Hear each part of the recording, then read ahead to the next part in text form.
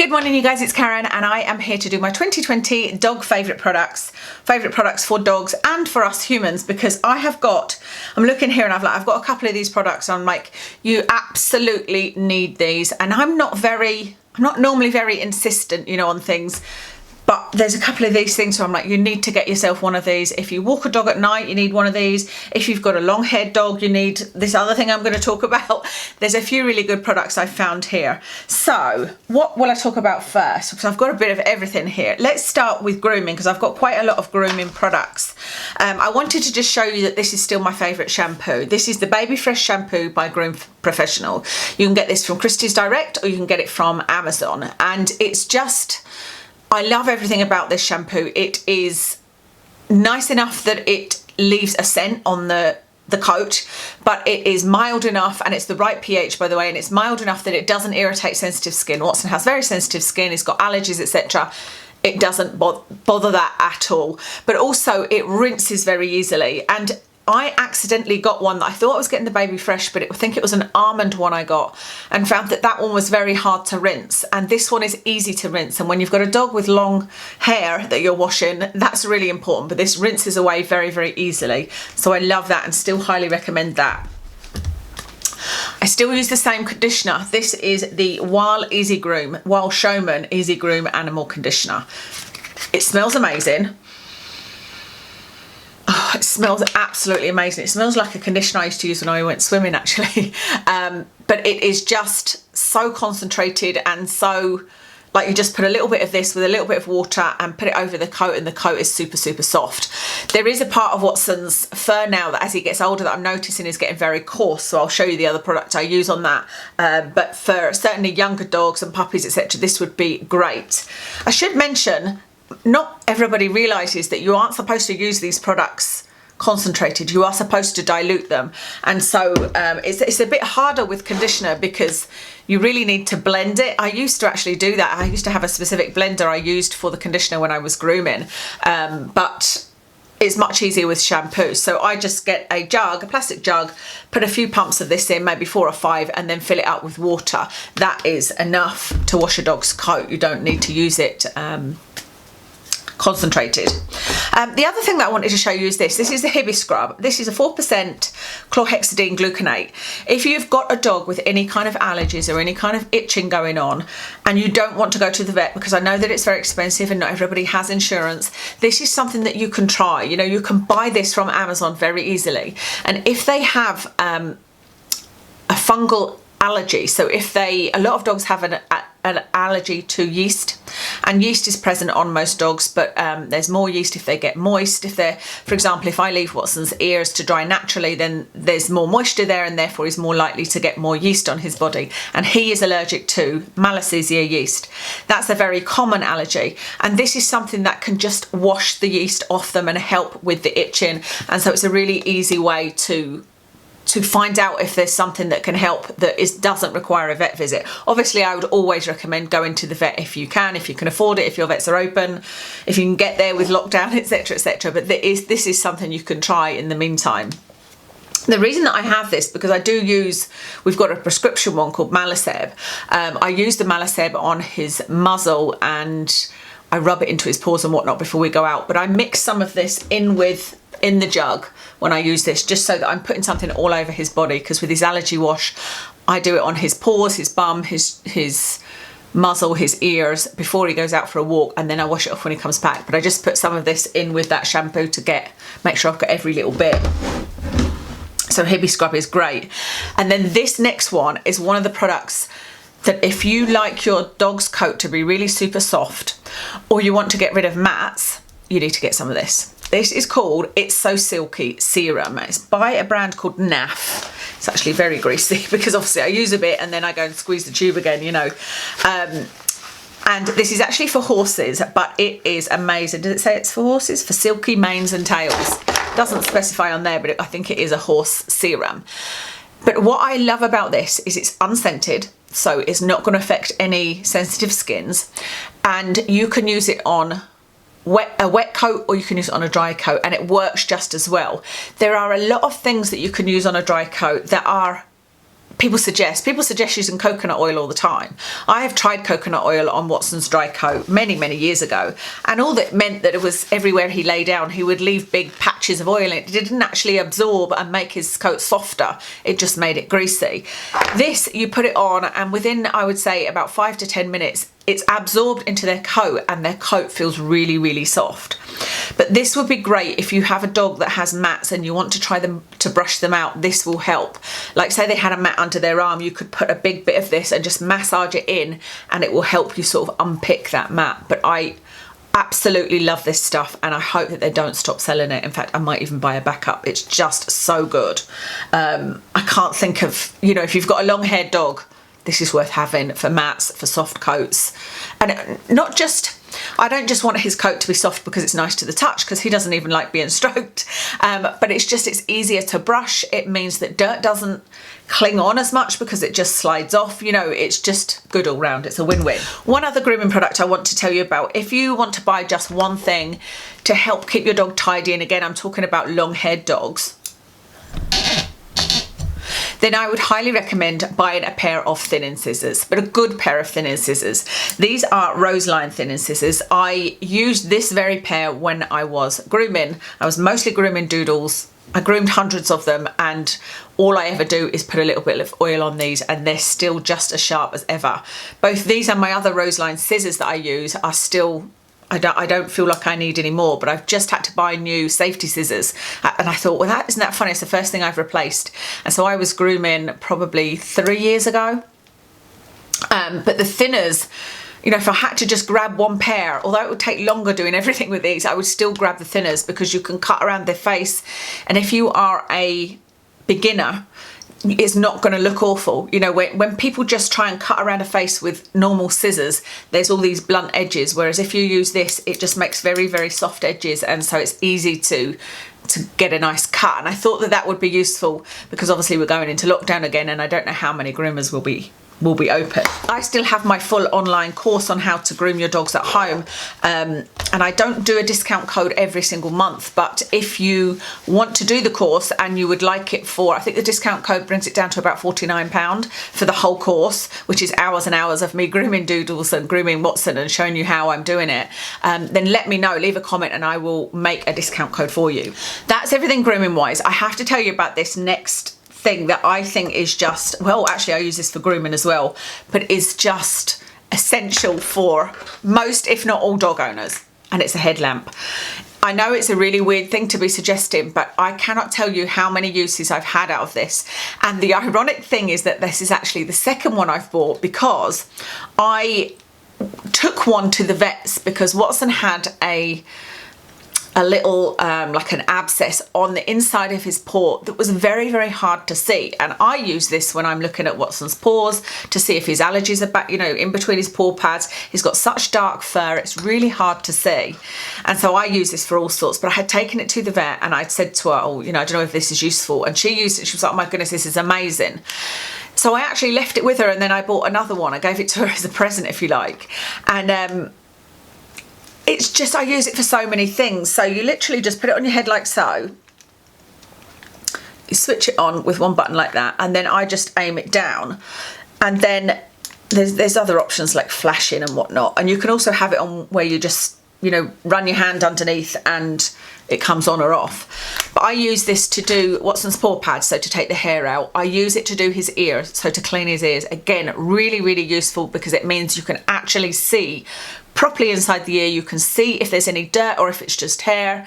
You know, you can clean it properly. You can, what else do I use it for?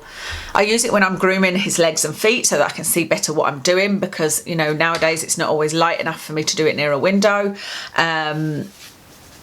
The other thing I use it for, which I don't know how many of you, it depends how bothered you are about how you look, but I use this at night when I take him for a walk. And that's been a recent thing and it's amazing. I did have a woolen hat with a little, you know, just a beanie with a little torch in the front. And I've seen a few people around here with them, but without the lights on. And I think that's because if you've got the light here and you just press it, it was really useful. But you needed to make sure that you only switched it on when you were looking for the poop, because that's the biggest problem when you go out in the dark. Even if you've got a flasher collar on your dog, they then go and have a poop, and you've got to find it in the dark, in the grass. And there's a lot of places around here, certainly, that there's not enough light to find it. But the great thing about this is you can aim it down, and so you don't need to worry about blinding people that are near, you know, and it's completely hands-free. It's just amazing. My husband is laughing at me, and he doesn't use it because he thinks it just looks silly, but I don't care about that. You know, I put it on top of my beanie, go out like that, and the thing is, it's dark, you know, you're barely seeing anybody anyway, but it's just so useful. I wouldn't go out in the dark without this now. It's just so useful. It's just hands-free. I can grab a poo bag, I can still hold him on the lead, you know, it's brilliant. And like I said, I think most dog owners should own one of these, because there'll always be something where, like, say they come up with some kind of rash or whatever, I always grab this, and then you can properly see what you're looking at, you know, and you can get a proper look at it. So I think that that's invaluable. If I said 2 things that you need to buy, it would be this serum and this headlamp. You charge it, by the way, you just plug it in and charge it, it's not batteries. Couple of treats to talk about, but I am going to do a whole video on the treats that I can use with Watson with his inflammatory bowel disease, because I think it's about finding the right formula with your own dog. But what we have found with Watson is if I find treats that are under 10% fat, then he's absolutely fine. Anything above, sort of between 10 and 15%, he could have a little bit, but 15% and over will probably upset his tummy. Not the occasion, you know, if somebody's out and they're like, can I give your dog a treat? As long as it's small, I will allow that, and it doesn't seem to upset his tummy. But these 2 have been his absolute favourite, and they're low fat. So the first one are these. Just a recent find. It's called It's Your Ducky Day, all natural tasty treats. They're freeze-dried, 97% duck breast, and the fat content is, I think, 0.8%. I mean, it's really, really low, and he loves these. Because I found the problem is I can sometimes find really low-fat treats that he doesn't love them, or they've got some sort of grain in them. So these are grain-free. Did it say on it? Yeah, free from grains. So these are grain-free, low-fat. You know, I can't think who these wouldn't be okay for. They're duck, so they're a novel type of protein. Great, absolutely love these. And they are quite big, so I do have to cut them up, but I don't mind that at all. And then these are the Dog Deli Prime Duck Fillets. He absolutely adores these. I cut these up. I'll either give him one of these, or I cut them up into treats if I'm using them in an enrichment game. And these are also low-fat, 1%. And again, he absolutely loves them and will work very hard for these. So I love both of those treats. For long-lasting treats, I have to show you these. They are huge. They are called Beef Scalp. But look at the size. They're absolutely humongous. So they are by Dog Snayer Beef Scalp. We cut these into 4. Kev actually saws them into 4 pieces, but these are great. Again, they are very low fat. They are 0.6% fat. They are really good if you've got a dog that is fussy about long-lasting treats, because there is a lot of things out there. We don't want to give Watson a bone. We don't want anything that's going to irritate his tummy. He doesn't like fish, so I can't give him like fish skin or anything like that. He did used to like pizzles, but he seems to have gone off them, you know, bully sticks as they're called. But these he just loves, and they last him a long time. They don't seem to upset his tummy, so it's something I would recommend if you haven't thought of it. Beef Scalps, really great long-lasting treat. On the subject of food, I have to mention the 2 things that have just turned him round this year. Well, 3 things actually that I'll talk about. One of them is a tablet. His raw food has been the #1 thing. That is more like a medicine than it is a food. And we're currently using honeys. So it comes in sort of chubs, and he gets 1 chub for dinner every night, for 250 grams for dinner every night. And then he gets kibble in the morning, and we use this. This is the Royal Canin anallergenic. We have always been very anti kind of commercial kibbles, and we've tried to give Watson the best food that we could afford, and even the best kibbles, but we've now finally learned, you know, 6 years later with his inflammatory bowel disease, that it's not about the best. It's not about it being 100% protein or 80% protein, because those are generally high fat and irritate his tummy. This one we were really not keen on giving him because it is simply made of feathers, but this is one that will not cause any allergic reaction in your dog. And Watson chose this himself. And I say that because when we got it and we were told to put him on nothing but this, I tried to give him it and he would only eat it if we were outside. He would take it from us if we were on a walk, but inside in his bowl or just offered inside, he wouldn't eat it. So we changed to something else, another sort of hypoallergenic food. And then one day he went, we had the old bag, this bag sitting in the kitchen. He went in and nosed this bag as if to say, I'd like some of that. And so we gave him some, and he's eaten it ever since. And that is pretty darn amazing, because Watson is so fussy. And we were like, he's never going to eat a food that is just made of feathers. But I think it's probably got some kind of liver in it, you know, and that's probably what he can smell and what he likes. Why he didn't like it at the beginning, I don't know. Maybe his tummy was just too sore at the time. So he was on nothing but this for quite some time, and this definitely improved his IBD. It wasn't the thing that solved it. The raw food was the thing that took him all the way, but this certainly helped. And so now he has this for breakfast, and he has his raw food for dinner, and that's absolutely fine, because it's kibble in the morning, raw food in the evening. We can also use this for treats on walks. We can use this on for enrichment games, etc. Maybe reconsider if you were like us, that were like, I'm not having that, but this has really helped him. And the third thing that I was mentioning there are these, because these are probiotics. So these are called Syvomixx. These are actually tablets. Oh my goodness, I've only got 2 left, so I need to order some more of those today. But what we were given by the Royal Dick Hospital after he had his exploratory surgery for his IBD was a month's worth of the Syvomixx sachets. The sachets are more live, they're live bacteria, so you need to keep them in the fridge, and you just mix them in with their food. So we were mixing one of those in with his raw food every night, and after a month that definitely helped. That 100% helped. And I wanted you guys to know that, because we have tried many different probiotics in the past. We've used Symbiotic DC was the one we were given the most. We've tried fibre pellets. We've tried a lot of different types of probiotics, and nothing had worked. So I didn't think they would help. But the sachets are, like I said, they need to be kept in the fridge. They're live. They're absolutely amazing. But when I then went to buy some of these myself, you have to buy them. The only place I found to buy them in the UK is from a website called NatProd. They're really good. They deliver well. And I also bought the tablets. And so we have occasionally given him a tablet when we haven't thought a sachet is necessary. You don't have to be on these full time. This is just if they have a bit of an upset stomach, you can give them either a tablet or a sachet for a few days, and it just seems to turn his tummy around. So Watson will get an upset tummy if he's scavenged something normally. You know, if he's found something in the street and eaten it. It could just be bread, it could be anything, or drinking from a stream and the water's not great. He's just got a very sensitive tummy, obviously. And so we often just give him one of these, and if these aren't working, we'll add in a sachet into his food, and they really help. So if you've got a dog with a sensitive tummy, these Syvomixx are brilliant. These ones don't have to be kept in the fridge, although we do. I just wanted to mention an enrichment game, which is this Buster mat. I haven't talked about this for a long time, but I wanted to show you guys that I still have this. I've done a whole review of this, a whole review and demo, and this has been the longest lasting enrichment game that I have. Now, you guys know I'm always buying or making enrichment games for Watson, and honestly, I think his favourites are the homemade ones, the ones that I've either sewn or like the big fun tower that I've made. But this Buster mat is not one that he's got bored of. It's not one that's got damaged out. You know, he can still use this. It's still interesting enough. It's still advanced enough. It's a really good choice. So I do love the Buster mat, and it is, if you are looking for another interesting enrichment game, this is great. I wanted to come and show you this, this is a crate mattress. But I use this, I've actually got 2 of these. So one of these I just leave out for Watson to lie on. It's sort of like an egg crate here, so it's very soft for them. It's just foam, it's not memory foam. And I use the other one in his crate. It is the perfect size for his crate, and it took me a long time to find something that fit perfectly in the crate and that was comfortable, and he just loves it in there. It's like his little bedroom.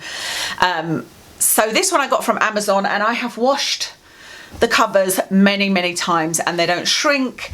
You know, they fit back on okay. They don't look faded or anything. Really like that. So that's an option if you want just, you know, a mattress to leave on the floor, or one for a crate. And my final product to talk about is this little thing. This is actually a diaper caddy, but as you can see, I use it for, this one is his kind of daily medical maintenance type of box. So it's got This is spray for an anti-yeast spray. This is a steroid spray for his ears and paws.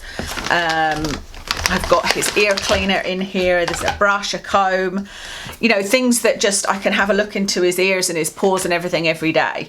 I've got another one that I use for all of his grooming stuff. So there's so many uses for this. I've got these for, I use one for fabric. I've got some of my cosmetics in one.